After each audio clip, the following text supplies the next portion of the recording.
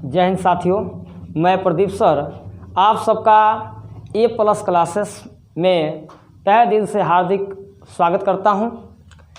आज हम लोग कक्षा 10 के अंदर गणित का पहला पाठ वास्तविक संख्या के बारे में जानेंगे। जी हाँ, वास्तविक संख्या के बारे में जानेंगे। इसके अंतर्गत विभिन्न आने वाले जो प्रश्न होते हैं इनके विषय में हम समझेंगे। ठीक है, इसका प्रतिपादन देखिए, इसमें सबसे पहले क्या होता है, वास्तविक संख्याओं के अंतर्गत सबसे पहले तो संख्या पत्ती नंबर सिस्टम का जानना बहुत ज़रूरी है। इसके लिए मैं ऑलरेडी एक वीडियो बना चुका हूं संख्या पत्ती के विषय में। जिसको भी कोई दिक्कत हो मेरा वीडियो जा करके देख सकते हैं। तो आइए सबसे पहले हम वास्तविक संख्याओं के बाद इसके विषय में जानने का प्रयास करते हैं और इसके अंतर्गत आता है यूक्लिड विभाजन प्रमेयिका। जी हाँ दोस्तों, इसके अंतर्गत आता है यूक्लिड विभाजन प्रमेयिका। ठीक है, यूक्लिड विभाजन प्रमेयिका का जो सबसे पहला प्रतिपादन यूक्लिड ने किया था। किसने किया था जी? यूक्लिड। किसने किया था? यूक्लिड। आपको मालूम होगा दोस्तों कि यूक्लिड को ज्यामिति का पिता कहा जाता है। जी हाँ दोस्तों, यूक्लिड को ज्यामिति का पिता कहा जाता है। ठीक है, फादर ऑफ ज्योमेट्री। ठीक है, किन्हें कहा जाता है? तो ज्यामिति का पिता कहा जाता है। यूक्लिड को ज्यामिति का पिता कहा जाता है। ठीक है, यूक्लिड का जन्म फ्रांस में हुआ था और इसका पूरा नाम अल-शुबा ख्वाजरमी यूक्लिड था। ख्वाजरमी यूक्लिड। ठीक है, तो यूक्लिड का पूरा नाम क्या था? तो अल-शुबा ख्वाजरमी यूक्लिड था। यूक्लिड को ज्यामिति का पिता भी कहा जाता है। इसके अंतर्गत अब हम जानेंगे यूक्लिड विभाजन प्रमेयिका क्या होता है।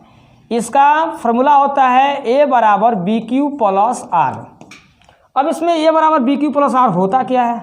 तो सबसे पहले हम यह जानेंगे A = BQ + R में A क्या है? तो A है, प्यारे साथियों, A क्या है? तो भाज्य है। क्या है जी? भाज्य। B क्या है? भाजक है। और Q क्या है? भागफल है। तथा R क्या है? शेषफल है।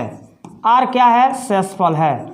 यूक्लिड ने अपने इस प्रमेयिका के अनुसार, एल्गोरिथ्म के अनुसार यह बताया कि A = BQ + R होता है। यानी यदि संख्या A में किसी संख्या B से भाग देने पर भागफल Q आता है और शेषफल R आता है, तो इसके लिए यदि हम B से Q में गुणा करके R को जोड़ दें तो बीच वाला हमें A प्राप्त हो जाता है। ऐसा किसने कहा था? यूक्लिड ने कहा था।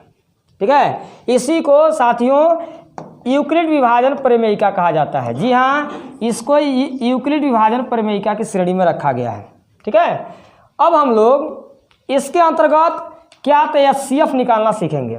ठीक है, इसके अंतर्गत हम HCF निकालने के बारे में जानेंगे। जी हाँ, इसी से हमें HCF निकाला जाता है, हाईएस्ट कॉमन फैक्टर।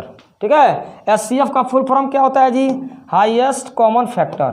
जी हाँ दोस्तों, HCF का हाईएस्ट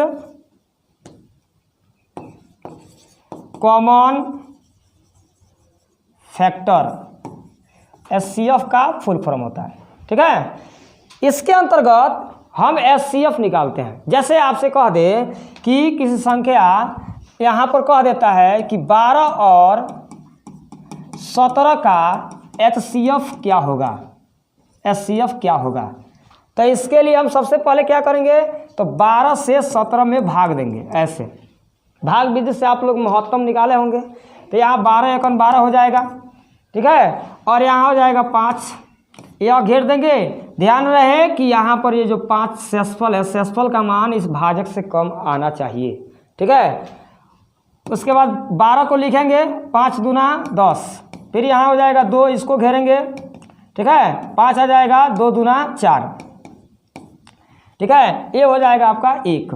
ठीक है, फिर 1 से 2 में भाग देंगे तो 1 दूना 2 हो जाएगा। ठीक है, आप देख सकते हैं 12 से 17 में पहले भाग देंगे, एक बार में कटेगा, 5 शेषफल आएगा 5 से 12। ठीक है, 5 दूना 10, यहाँ 2 आया और फिर 5 को ला के लिखेंगे 2 दूना 4। ठीक है, फिर 1 हुआ और उसके बाद से 1 से 2 में भाग देंगे, भागफल 2 हो जाएगा। जहाँ पर कट गया वही शेषफल होता है और वही उसका HCF का मान हो जाता है, जिससे वह पूरा पूरा कटता है। तो अब हम निकालेंगे, चूँकि यूक्लिड विभाजन प्रमेयिका से, जी हाँ, यूक्लिड विभाजन प्रमेयिका से यह फार्मूला आपका होता है, क्या होता है जी, तो A बराबर BQ प्लस R। क्या होता है, A बराबर BQ प्लस R। अब यह देखिए, यही बीच वाला आपका A है और यह B है, यह Q है और यह R है। हर एक स्थिति में यही प्रोसेस आपको लगाना है, A बराबर BQ प्लस R। हर एक स्थिति में आपको यही लगाना है, A बराबर BQ प्लस R। तो यहाँ देखिए, आप अब लिख सकते हैं 17 बराबर B के मान कितना है 12 और गुणा में कितना हो जाएगा 1 और प्लस R के जगह पे कितना हो जाएगा 5। और पुनः बीच में क्या आ गया जी 12, तो यहाँ लिख देंगे 12। तो 12 बराबर क्या हो जाएगा 5 गुणे 2 प्लस 2, 5 गुणे 2 और प्लस में कितना हो जाएगा 2। ठीक है, इसके बाद से अब बीच में क्या है 5 है, तो 5 का 5 अब लिखा जाएगा। इसके 5 के लिए क्या लिखेंगे 2 गुणे 2 प्लस 1, 2 गुणे 2 और प्लस में कितना 1। इसके बाद से आपका क्या है 2 है बीच में, तो 2 आ जाएगा। इसका लिखा गया 1 गुणे 2 और प्लस में कितना 0, इसलिए ऐसा हो जाएगा HCF बराबर कितना, किससे कटा है तो 1 से, तो HCF कितना हो जाएगा 1। आपका यही आंसर हो जाएगा दोस्तों। ठीक है, तो यह जो HCF निकालने का प्रोसेस है, पहले हम कहीं रफ कार पर ऐसा कार्य कर लेंगे, यह आसान हो जाता है। और फिर यूक्लिड विभाजन प्रमेय के अनुसार A बराबर BQ प्लस R का प्रतिपादन करते हुए, ठीक है, उसका यूज करते हुए हम किसी भी 2 संख्याओं, 3 संख्याओं, 4 संख्याओं का HCF ज्ञात कर सकते हैं। ठीक है, इसके बाद देखिए साथियों, अब हम, ठीक है, यूक्लिड विभाजन प्रमेयिका का प्रयोग करते हुए, ठीक है, हम अभी जाने कि किस प्रकार से HCF और HCF ज्ञात करते हैं। ठीक है, इसके बाद से देखिए, अब अगला आता है कि किसी संख्या को अभाज्य गुणनखंड के गुणनफल के रूप में व्यक्त करना। किस संख्या को अभाज्य गुणनखंड के गुणनफल के रूप में हम कैसे व्यक्त करेंगे। ठीक है, जैसे आपको कह दिया कि 36 को अभाज्य गुणनखंड के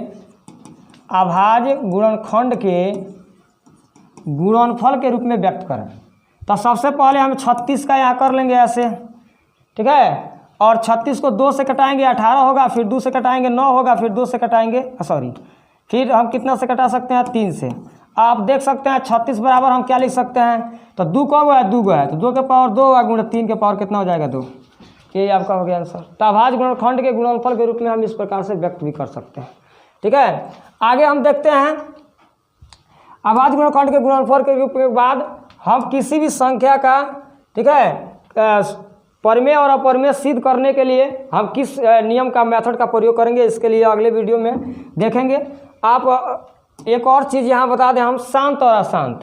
तो शांत और अशांत आपको यही देखना है, हर बार हर में ही आपको कुछ ऐसा ट्रिक देखना है कि हर का जो स्वरूप है वह 2 के पावर n गुणे 5 के पावर n का रूप का होना चाहिए, तो हो जाएगा शांत। वो क्या हो जाएगा शांत। शांत कब होगा, जब उसके हर का स्वरूप 2 के पावर n गुणे 5 के पावर n के रूप का होना चाहिए, जहाँ n क्या है, एक नेचुरल नंबर है, प्राकृतिक संख्या, कोई भी संख्या आ सकता है, 1 2 3 4 5 कुछ भी आ सकता है।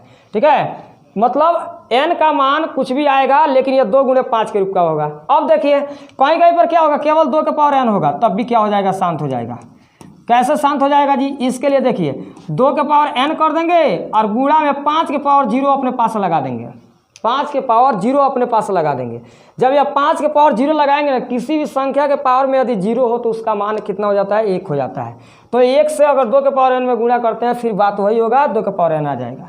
तो इस स्थिति में भी क्या होगा, शांत होगा। अगर मान लीजिए कि यह केवल 2 के पावर n ना दे करके 5 के पावर n दे देता है, इस स्थिति में भी क्या होगा, शांत होगा। कैसे शांत होगा, तो यहाँ पर मान लीजिए 5 के पावर हमने n लिखा हुआ है, तो अगर क्या 2 के पावर 0 लगा देंगे तो इससे कुछ लेना देना नहीं है, या केवल 2 के पावर 0 लगाएंगे, इसका मान हो जाएगा 1, और 1 में 5 के पावर n से गुणा करेंगे, सेम वही प्रोसेस हो जाएगा। तो इन 3 स्थितियों में हमेशा कोई भिन्न शांत होता है। कैसे शांत होता है, तो इसके लिए क्या होता है कि यदि इसका फार्मूला कहता है कि 2 के पावर n गुणे 5 के पावर n के रूप में हर का स्वरूप हो, ठीक है, तो उसके लिए क्या होता है, हमारा भिन्न शांत हो जाता है। और 2 और 5 के अतिरिक्त कुछ भी आया, 3 आया, 7 आया, 5 आया, ठीक है, सॉरी 5 तो आएगा ही, ठीक है, इसके अतिरिक्त कुछ भी आएगा, 2 और 5 के अतिरिक्त कुछ भी आया तो समझ लीजिए कि वह क्या हो जाएगा, अशांत हो जाएगा। अच्छा, आपसे कहता है 5/12, बताइए शांत है कि अशांत है? तो हम सबसे पहले देखेंगे 5 को हम क्या लिख सकते हैं जी, 5 बटा यहाँ 12 का हम क्या लिख सकते हैं, 2 के पावर 2 गुणा 3, यह नहीं लिख सकते हैं जी। तो हम यह देख सकते हैं कि 2 के पावर n तो है, लेकिन यहाँ 3 के पावर भी n हो गया, तो इसलिए यह क्या हो जाएगा, अशांत हो जाएगा। क्या हो जाएगा, अशांत हो जाएगा। आप देखिए, जैसे आपसे कहा 17/8 शांत है अशांत है, ठीक है, शांत है या अशांत है? तो बताइए 17/8 कैसा है, आपको बताना है। देखिए 17, 8 को हम क्या लिख सकते हैं, 2 के पावर 3 लिख सकते हैं, लिख सकते हैं, जरूर लिख सकते हैं जी। 2 के पावर 3 लिखेंगे तो इसका मान कितना हो जाएगा, 8 आ जाएगा ना। तो 2 के पावर है या 3 लिख दिए, 2 के पावर 3 लिखा गया। और गुणा में हमको क्या लिखना है, यह अभी शांत नहीं है, यहाँ में गुणा में आपको अपने पास से कुछ लिखना है। क्या जी, 5 के पावर 0। तो 5 के पावर 0 अगर लिख देते हैं तो ये ऑलरेडी शांत हो गया, क्योंकि इसका मान भी अब 8 ही होगा। 5 के पावर 0 लगा देने से इसका मान हो जाता है 1, और 1 में 8 से गुणा करेंगे 8। कोई दिक्कत नहीं होगा, यह हो जाएगा आपका शांत, ठीक है। कोई भी अगर मान लीजिए आपसे यहाँ कहता है 15/45, बताइए शांत है कि अशांत है? 15/45 शांत है या अशांत है? तो सबसे पहले इन दोनों को हम तोड़ेंगे, ठीक है। 3 गुणा क्या हो जाएगा, 5, 3 गुणा क्या हो जाएगा जी, 5 हो जाएगा। अब 45 का हम लिखेंगे, ठीक है, 3 के पावर 2, 3 के पावर क्या 2 गुणे 5। अब देखिए 3 3 का 9 5 45 हो जाएगा। अब यह 5 से यह 5 कट गया, और एगो 3 से एगो 3 कट गया, बच गया यह 1 बटा कितना 3। अब देखिए पावर में यहाँ तो आ गया किस रूप में जी, तो 3 के पावर n के रूप में आ गया। यह शांत है कि अशांत है? जी हाँ, अशांत है। शांत कब होता है, जब 2 के पावर n के रूप का रहता है, या 5 के पावर n के रूप का रहता है, या 2 के पावर n गुणे 5 के पावर n के रूप का रहता है, तब हो जाता है शांत, ठीक है। तो ये हो जाता है आपका शांत और अशांत। शांत और अशांत कब होता है, जब देखिए शांत की सीमाएं क्या है जी, तो शांत की सीमा यही है कि इसके हर का स्वरूप 2 के पावर n गुणे 5 के पावर n के रूप का होना चाहिए, तो ये हो जाएगा शांत। यदि 2 के पावर केवल n है, 5 के पावर n नहीं है, केवल 2 के पावर n आ रहा है, कोई भी संख्या नहीं, तब भी वो शांत हो जाएगा, क्योंकि 5 के पावर 0 अपने पास से लगा करके उसको शांत कर देना है। क्योंकि हम जानते हैं कि 5 के पावर 0 हो या 1000 के पावर 0 हो, सबका मान क्या होता है, 1 होता है, ठीक है। तो यहाँ 5 के पावर 0 लगा देंगे, इससे कोई इफेक्ट इसको नहीं पड़ेगा और यह शांत हो जाएगा। तीसरा प्रोसेस क्या है कि यदि 5 के पावर n है तो 2 के पावर 0 अपने पास से लगा करके उसको शांत कर देना है, ठीक है। शांत और अशांत का इतना ही ये मेथड है, ठीक है। अभाज्य गुणनखंड के रूप में आपको हमने बताया, इसके बाद से HCF निकालने के बारे में बताया। इस प्रश्नावली की शेष जो चीज़ें हैं मैं आपको अगले वीडियो में ज़रूर बताऊंगा। तब तक के लिए धन्यवाद। मुझे विश्वास है कि आपको ये वीडियो पसंद आया होगा। अगर पसंद आया हो तो प्लीज़ हमारे चैनल को लाइक एंड सब्सक्राइब करें। धन्यवाद, मिलते हैं अगले वीडियो में।